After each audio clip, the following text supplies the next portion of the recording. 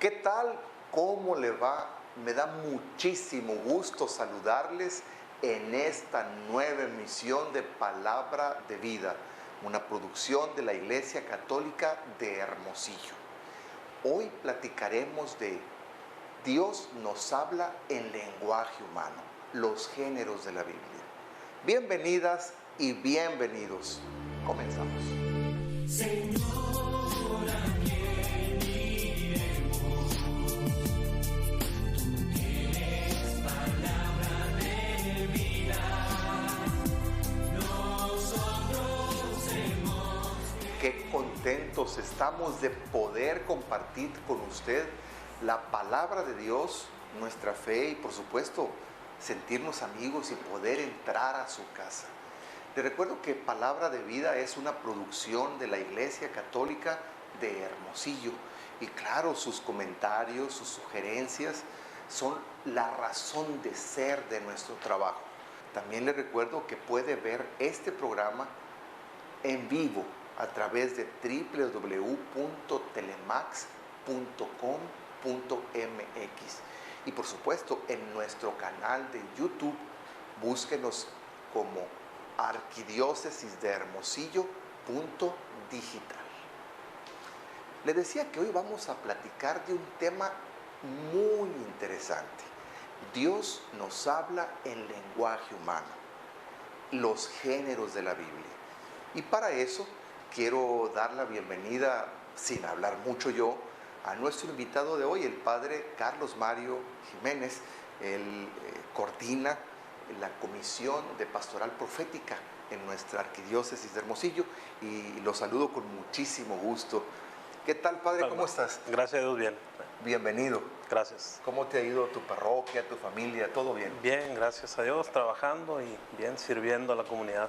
Qué bueno, qué bueno. Pues es un tema bastante interesante, pero que tenemos que abordarlo de una manera, vamos a decirlo, muy realista, porque a veces pensamos que la Biblia es muy fácil de leer, pero realmente requiere una ciencia para poderla comprender correctamente.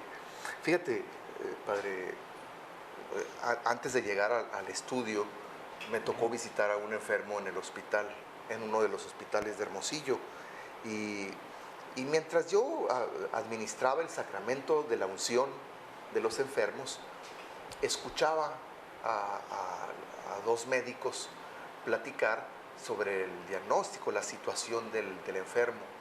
La verdad es que los escuchaba y no lograba comprender lo que estaban diciendo, porque el lenguaje que ellos estaban usando era muy técnico, era un lenguaje propio de médicos.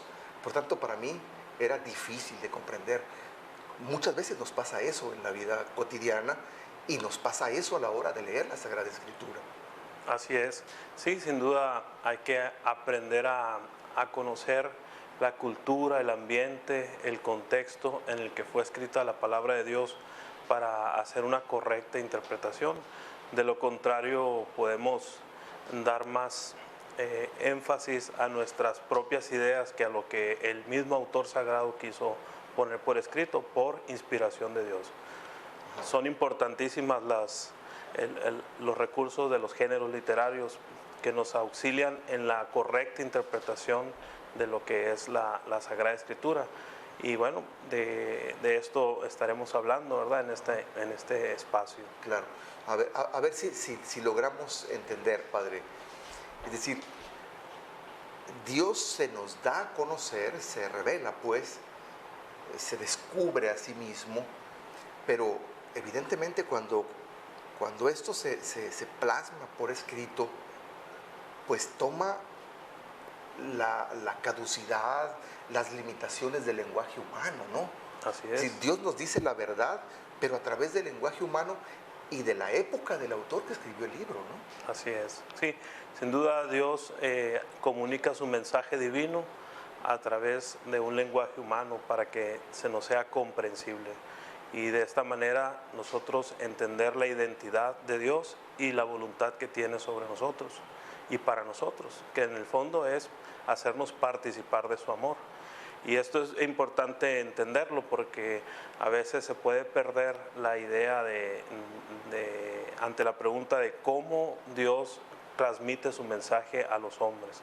Y eso pues es lo que se ocupa el tema de la inspiración, de la revelación y de la interpretación contenidas en un documento que la Iglesia publicó en el Concilio Vaticano II, que se llama Constitución Dogmática Dei Verbum, ¿no? Ajá. Inspiración, revelación, Interpretación.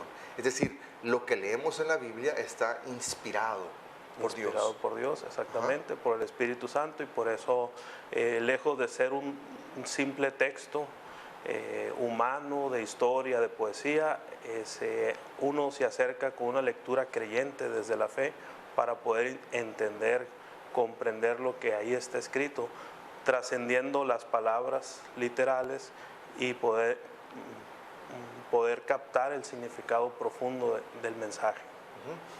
Quizá a nuestros televidentes ya se les empiece a cruzar el pensamiento y digan, a ver, barajénme esto más despacio. Es decir, el Espíritu Santo inspira al que va a escribir el libro. Le da a conocer la verdad de Dios, sobre nosotros y sobre su proyecto de salvación, ¿no? Pero cuando el Espíritu Santo inspira a un autor, Padre, ese autor entonces va a escribir conforme a cómo se hablaba en su entorno social, en el siglo en que escribió, con los modismos que se usaban en su tierra, ¿no? Por supuesto, el mensaje, lo dice el mismo documento, el mensaje es de Dios. La forma, la manera, el estilo literario por medio del cual se pone por escrito en una lengua, en una cultura concreta, es propia del autor, pero el mensaje es inspirado por Dios, ¿no? Mira, es excelente este recuerdo de la Dei Verbum, y con esto nos vamos a ir a la pausa.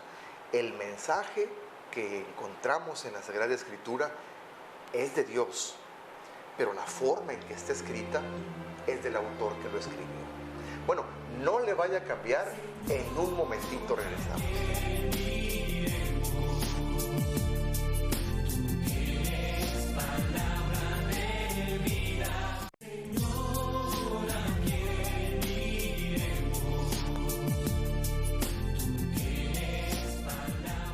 Qué bueno que continúa con nosotros en Palabra de Vida.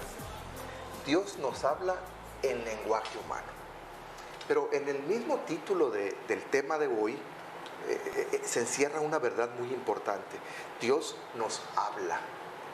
Es decir, puede hablar con nosotros porque nosotros podemos hablar con Él. Tenemos ese don de la palabra. Es decir, el hecho de poder hablar es ya un don especial, porque otras especies no se hablan, ¿no? Así es. Sí, plantas, animales pueden comunicarse entre sí, pero desarrollar el sistema complejo al que llamamos lenguaje, que expresa pensamientos, sentimientos, que sabe relacionar ideas, que sabe crear y que sabe definir o describir, eso ya es un nivel de comprensión más complejo que únicamente los seres humanos participamos de él. Definitivamente el lenguaje es un regalo de Dios, porque el Señor ha puesto palabras en nuestra boca para poder reconocerlo, alabarlo, para poder enseñar al que no sabe, para poder transmitir mensajes, para poder construir la paz, para poder proclamar la justicia.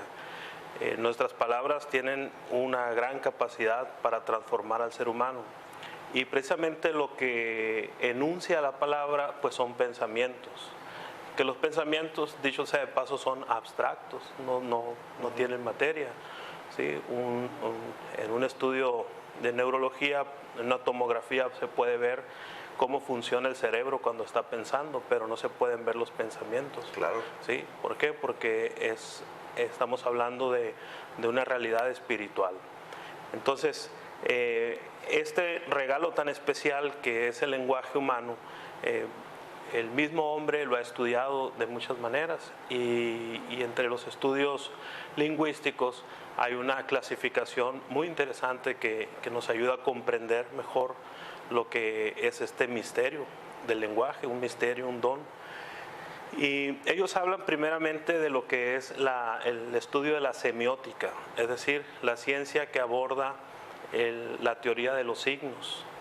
Cuando hablamos, empleamos signos lingüísticos, que para entender esto no es otra cosa más que las palabras, los gestos, las señas, jeroglíficos, posturas corporales, los gestos del rostro. Todo ello expresa algo, todo ello manifiesta algo, son signos lingüísticos. Y estos se encuentran en una vasta riqueza en las diferentes culturas de todos los tiempos.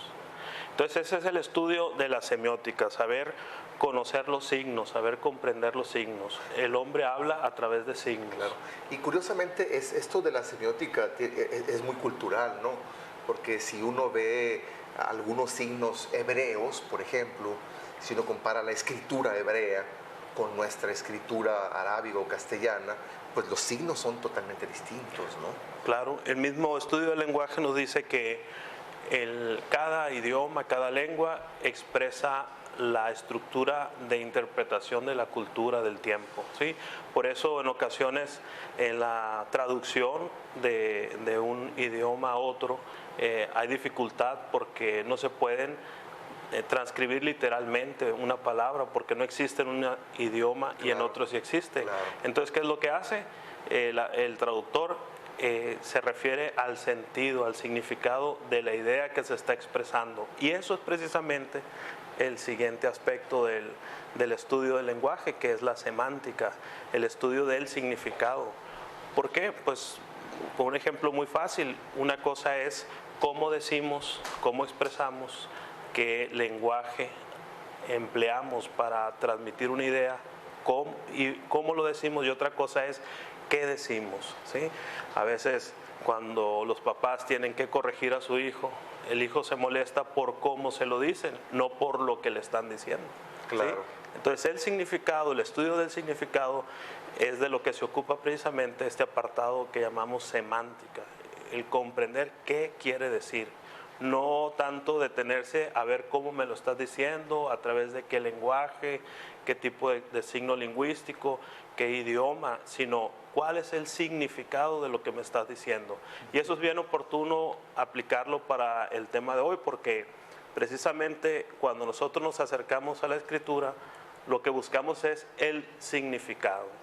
Nosotros en la lectura pastoral, en la lectura personal, ¿qué queremos? Llegar a comprender el significado, el sentido de las palabras, del mensaje, ¿sí? Y bueno, y un tercer elemento de este estudio, de este análisis lingüístico, es la pragmática, es decir, preguntarnos por la intención que tiene el autor o el que está hablando. Toda persona cuando habla tiene la pretensión de ser escuchada, ¿sí? Y de transmitir un mensaje, de tal forma que cuando uno pide auxilio espera una respuesta del interlocutor o los interlocutores. Y esto también en la vida cotidiana lo vemos con mucha facilidad, ¿sí? Cuando tú, por ejemplo, a una persona le dices que está gorda o pasada de peso, esas palabras, sin que toquen físicamente al ser humano, provocan una reacción en las personas. Igual que si tú adulas a un ser humano, también provocas un estado de ánimo en las personas, y eso se llama pragmática del lenguaje, es decir, qué provoca las palabras. Claro. Y bueno, empleando este mismo esquema de semiótica, semántica y pragmática, podemos aplicarlo precisamente al tema que hoy nos ocupa. Podemos decir de entrada, la semiótica, ¿de qué se hace cargo? Pues justamente de los géneros literarios, es decir, qué forma de lenguaje se está empleando para expresar un contenido, ¿sí? Claro. Que más adelante vamos a hablar de los distintos tipos de géneros literarios, porque no existe uno, Claro, hay variedad. Muchísimos. Ajá. Entonces, pero los signos que se emplean, el tipo de lenguaje que se emplea, los signos lingüísticos para expresar una idea. Claro. ¿Qué idea es esa? Bueno, el contenido, el mensaje, eso se ocupa la semántica. Y la pragmática es decir, ¿qué me ¿Qué pide nos Dios? quiso decir Dios con aquello? Exactamente, que es lo que en Biblia decimos exégesis. Así es, ¿y qué respuesta le daremos nosotros? Exactamente. Bueno, creo que el tema es interesantísimo, pero tenemos que hacer una pausa, no le vaya a cambiar, regresamos muy rápido. Señor, ¿a quién iremos? Señor, ¿a quién iremos? Tú tienes palabra de vida. Nosotros hemos creído. Estamos platicando acerca de cómo Dios nos habla en lenguaje humano, es decir, cómo Él nos transmite la verdad acerca de sí mismo, de nuestra identidad humana, del universo y de su plan de salvación para nosotros. Pero en el segmento anterior, que estuvo interesantísimo, vimos algunos aspectos técnicos sobre el lenguaje humano, es decir, hay signos con los que transmitimos nuestras emociones, nuestros procesos cognitivos o pensamientos, etc. También vimos que hay una manera para interpretarlos y también hay una intención a la hora de comunicarnos.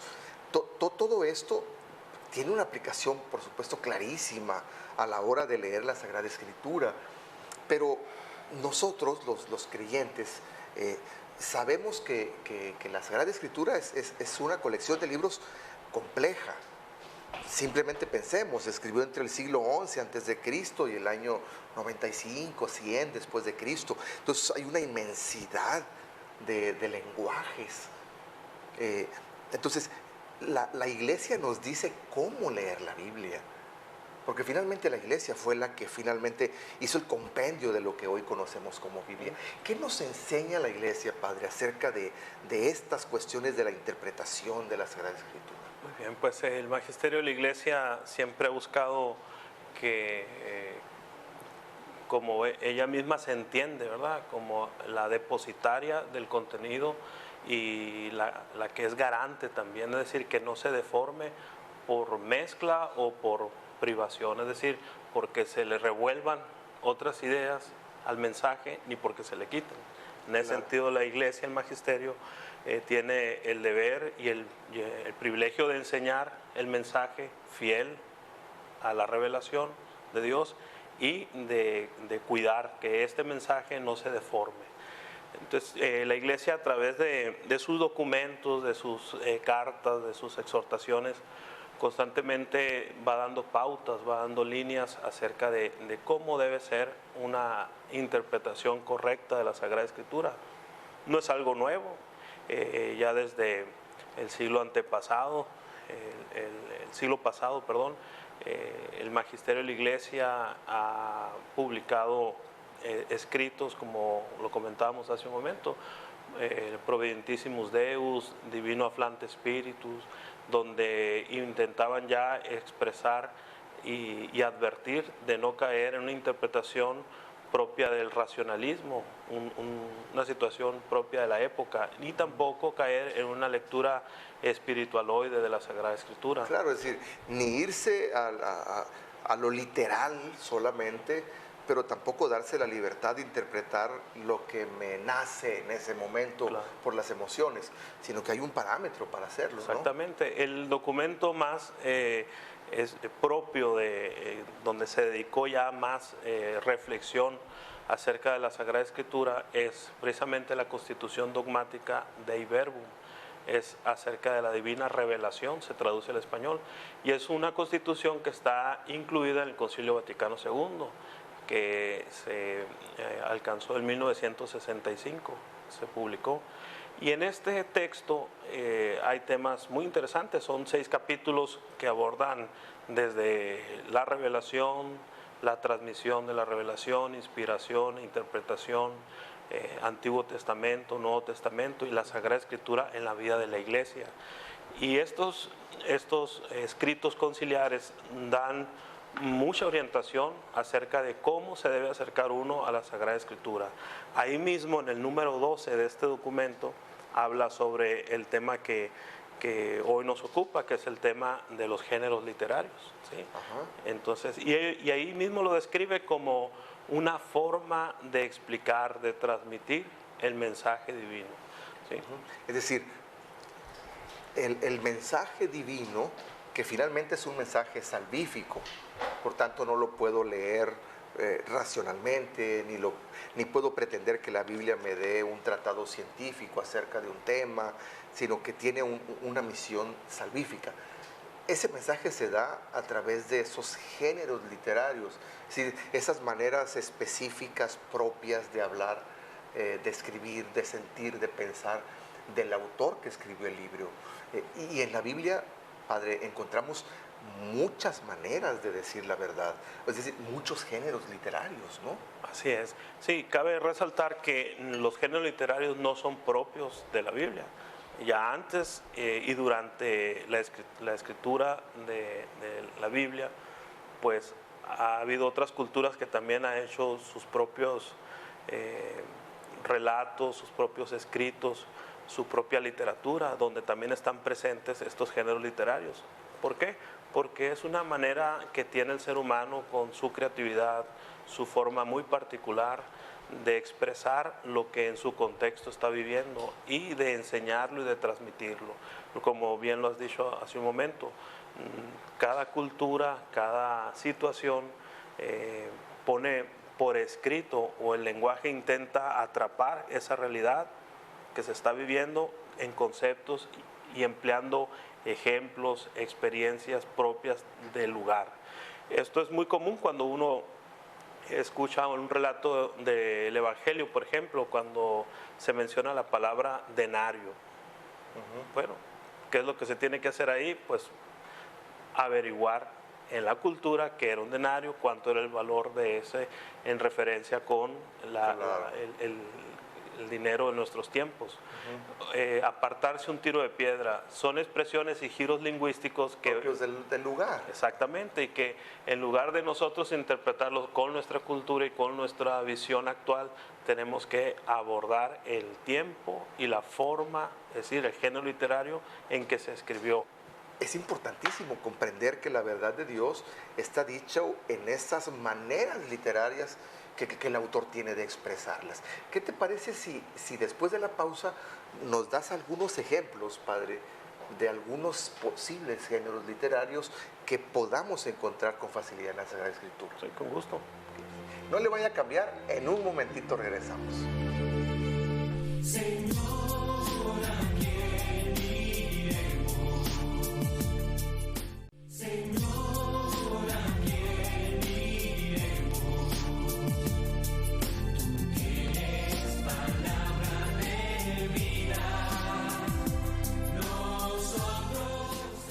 Muchísimas gracias por continuar en Palabra de Vida, una producción de la Iglesia Católica de Hermosillo. Ahorita, mientras estaba la pausa, platicábamos de cómo los géneros literarios, como nos decía también el padre Carlos Mario, pues no son propios de la Sagrada Escritura. Cada pueblo, cada raza, cada época de la historia ha tenido sus propias maneras de expresar la verdad, de expresar lo que siente, lo que piensa, lo que gusta, lo que sueña, lo que le duele. Y en esa búsqueda, pues cada pueblo se va distinguiendo uno del otro. De hecho, platicábamos como aquí mismo en nuestro país, de hecho aquí mismo, Padre, en el mismo estado de Sonora, tenemos distintas formas de expresar una misma realidad.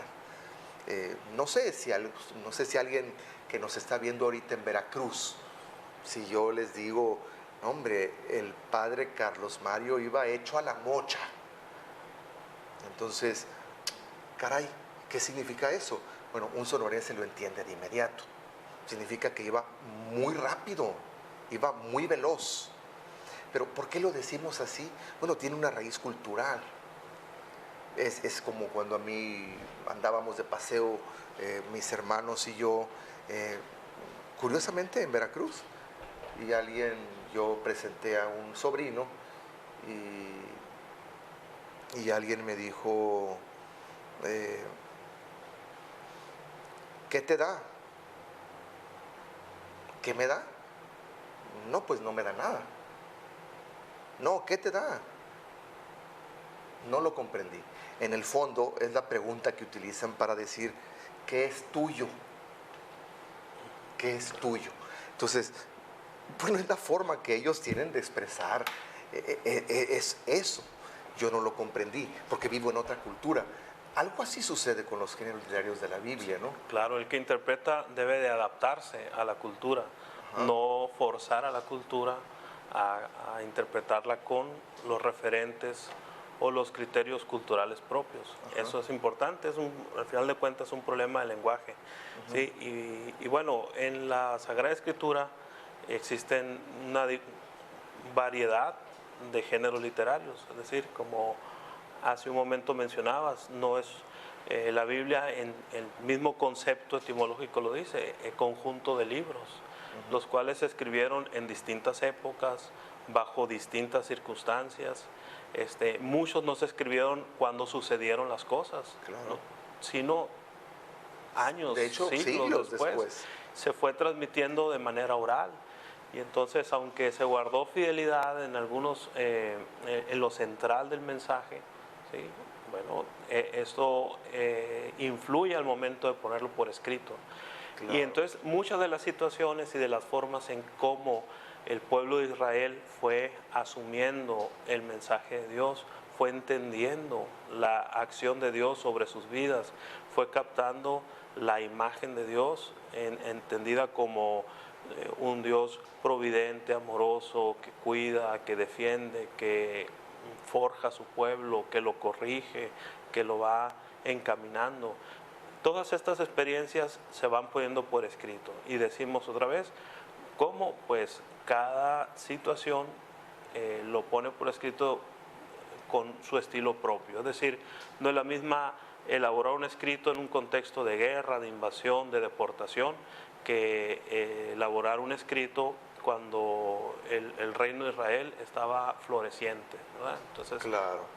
culturalmente, estructuralmente, hay una disposición de las personas para poner por escrito las enseñanzas y el mensaje de una forma distinta. Claro, de hecho nosotros comúnmente solemos decir, vaya, un género literario, los refranes, solemos decir, bueno, cada quien cuenta cómo le fue en el baile, es decir, él va a contar muy distinta el ambiente festivo de aquella celebración, el que está en un duelo, que el que está económicamente muy bien, lo cuenta de formas diversas. Claro. Lo mismo sucede en la Sagrada Escritura. Tú decías, bueno, cuando el pueblo estaba deportado, no estaba en su tierra, pues estaba triste.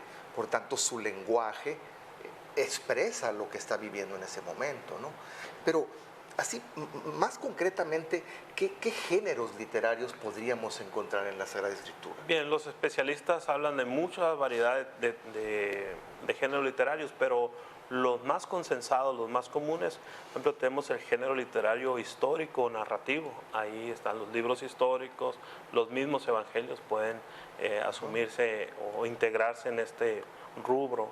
Están los géneros jurídicos, proféticos, sapienciales, poéticos, apocalípticos, epistolares, las cartas San Pablo, San Pedro, San Juan, donde cada uno emplea un lenguaje muy propio, explica situaciones, narra acontecimientos, pone por escrito, en este caso en los evangelios, los dichos de Jesús, sus predicaciones, sus explicaciones acerca de la interpretación de la palabra. Todo ello nos ayuda a que nosotros sepamos el modo y manera en cómo el autor sagrado, por inspiración divina, fue poniendo por escrito ese mensaje. De tal manera que al momento de que nosotros queremos hacer una interpretación adecuada de la palabra de Dios, tenemos que voltear a ver bajo qué género se escribió para no confundir la forma con el contenido.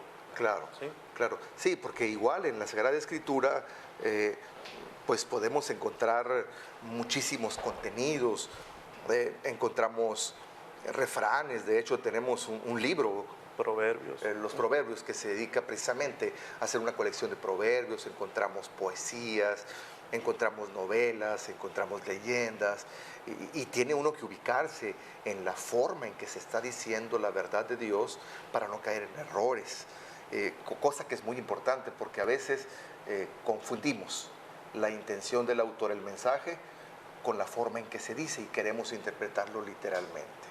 Bueno, hay muchísimo más que hablar al respecto, pero Primero déjeme ir a una pausa y en un momentito continuamos. Señor, ¿a quién iremos?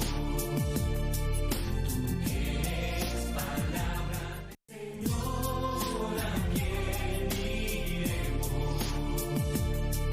Tú tienes palabra. Estamos platicando acerca de cómo Dios nos habla en lenguaje humano. Y nos explicaba el padre Carlos Mario cómo los géneros literarios en la Sagrada Escritura son formas en las que el autor, según la época en la que vivió, según la cultura, la idiosincrasia propia del autor, expresa el mensaje de Dios con una intención salvífica, no con otra intención. Padre, pero la gente ya se comunica con nosotros. Tenemos algunas preguntas de nuestros televidentes que te planteo y con el favor de Dios sepamos contestarlas. Por ejemplo, nos dice Iracema de Caborca, Sonora. Me he fijado que en los evangelios aparecen datos diferentes. Por ejemplo, el de los pescados y los panes multiplicados. ¿Por qué pasa eso? Nos pregunta.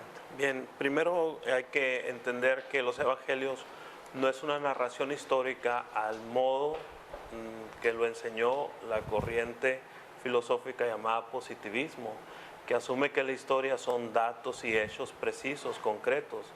De no haber indicios, entonces no hay historia.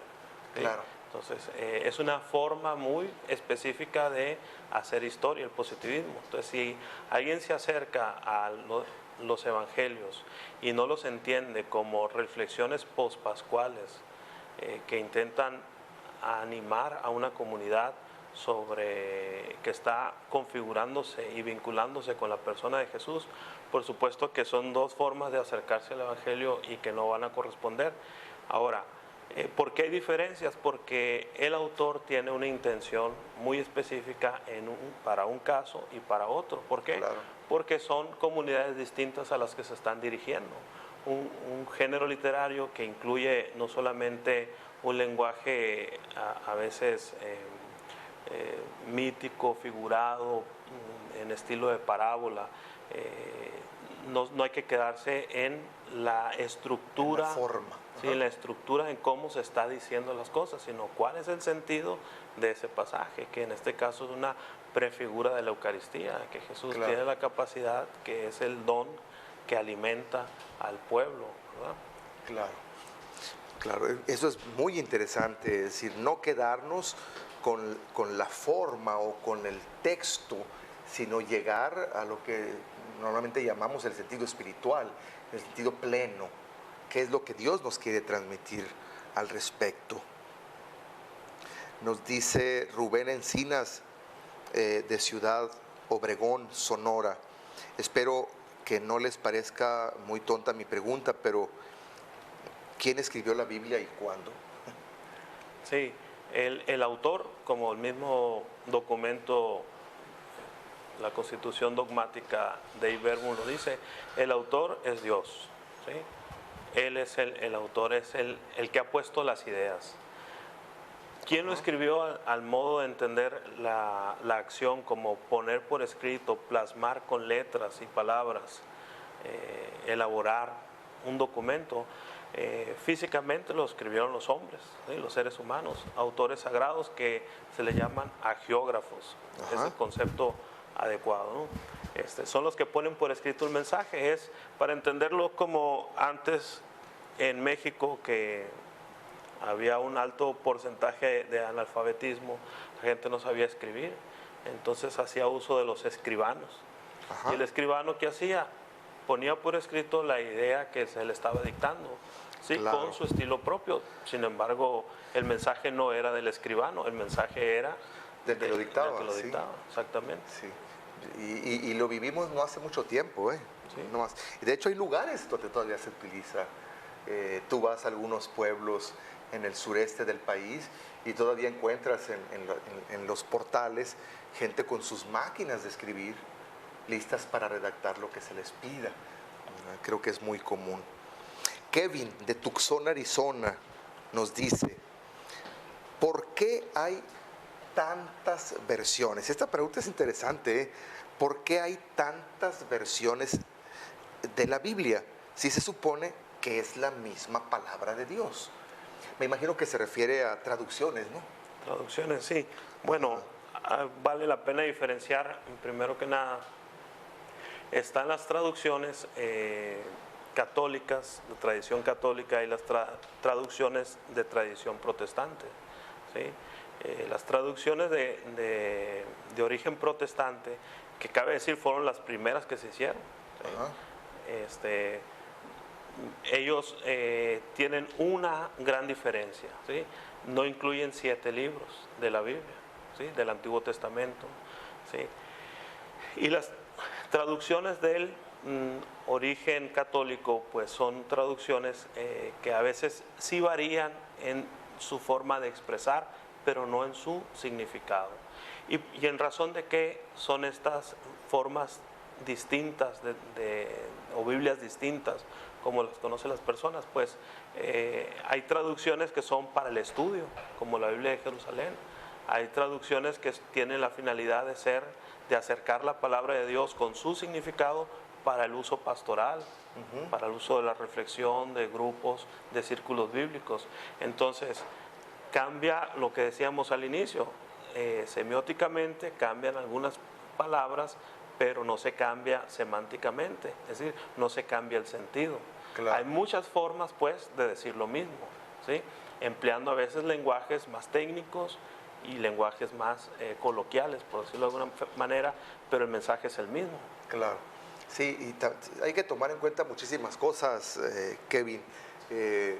Por ejemplo, hay una Biblia llamada latinoamericana y es una traducción hecha con un lenguaje que los latinoamericanos entendemos con más facilidad, pero el sentido de la revelación es la misma, como hay una Biblia para España que utiliza términos propios de la región. Por eso es que encuentras diferentes traducciones o versiones de la Biblia. Sí, y si se hace un estudio a profundidad, uno puede descubrir que mantiene la misma unidad del mensaje, Claro. aunque se exprese de forma distinta. Así ¿no? es, así es.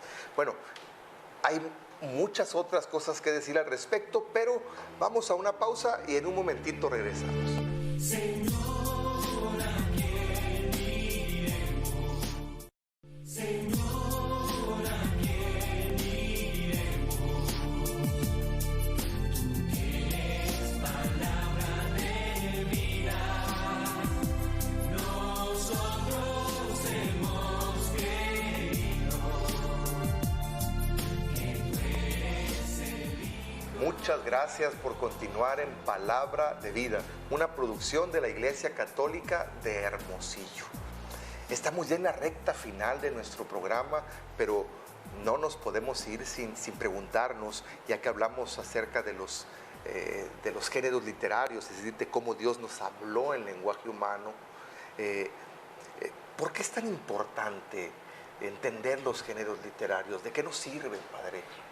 Ok, bueno, los géneros literarios nos ayudan a nosotros que buscamos vivir alimentados por la palabra de Dios, en contacto con este mensaje divino, para configurar nuestra vida y nuestra identidad comunitaria como seguidores, discípulos de Jesús. Nos ayudan los géneros literarios a evitar caer en los llamados anacronismos. ¿Qué quiere decir esto? Un anacronismo es juzgar un acontecimiento del pasado con criterios actuales. Es decir, a veces, dos ejemplos. Se habla de que los católicos adoramos imágenes, tenemos ídolos. Y rápido van al libro de Éxodo y nos dicen, aquí está dicho, ¿sí? Pero bueno, los santos son ídolos. No son ídolos. En el libro del Éxodo ni idea había todavía de la persona de Jesús, mucho menos los santos, Judas, ni San Francisco. mucho menos los santos en relación a la vida de Jesús. Entonces, eso sería un anacronismo. Por ejemplo, Interpretar un acontecimiento actual o una palabra, ajá, Sí. ¿verdad? Fuera de tiempo. con criterios de nuestros tiempos. Así Otro ejemplo sería acercarnos al estudio del Apocalipsis, y si uno lo lee así tal cual, y lo juzga con palabras de nuestros tiempos, con el lenguaje, la cultura propia de Occidente, sin tomar en cuenta que la Sagrada Escritura se escribió bajo una mentalidad, una estructura mental oriental.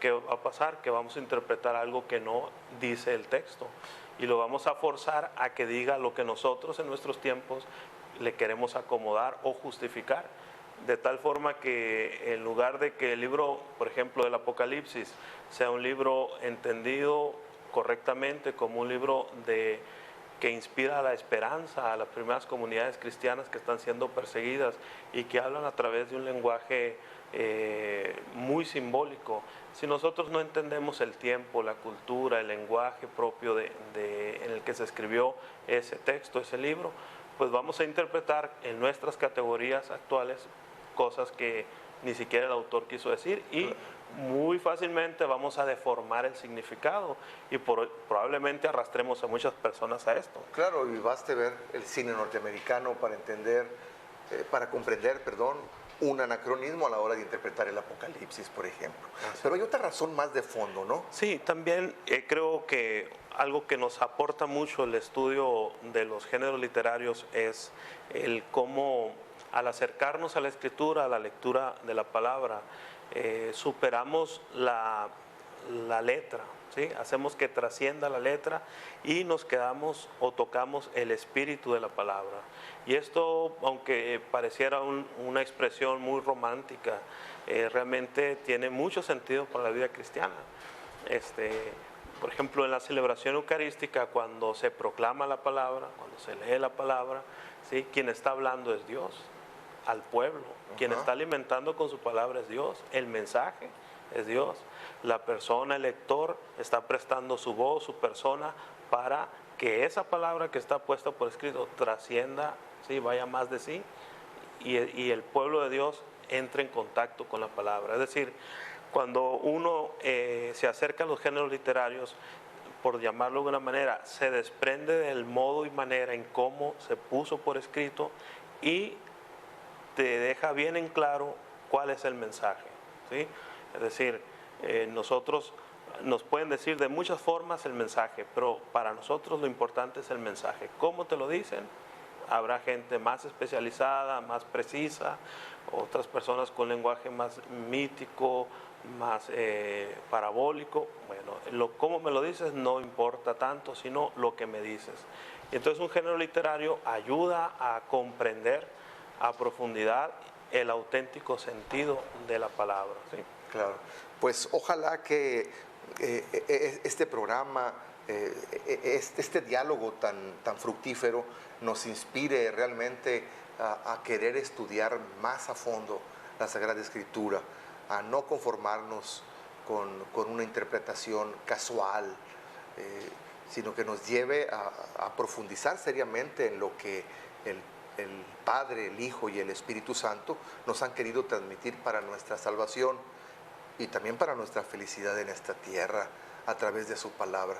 Padre, yo te agradezco muchísimo tu presencia en el estudio y nos seguiremos viendo en el trabajo pastoral. Con el favor de Dios. Dios te bendiga. Gracias. Muchas gracias. Gracias.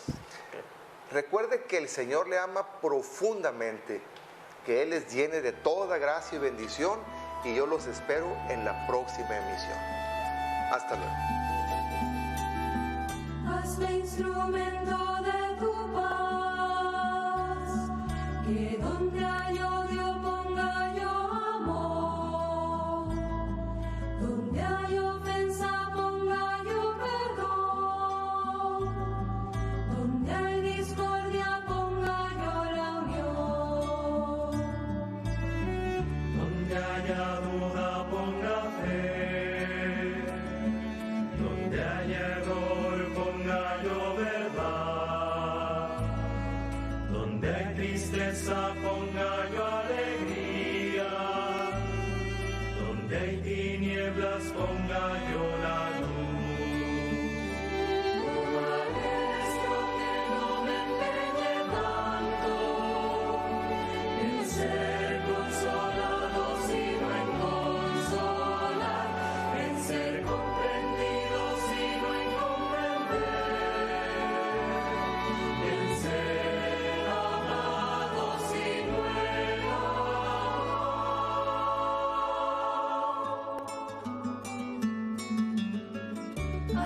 instrumento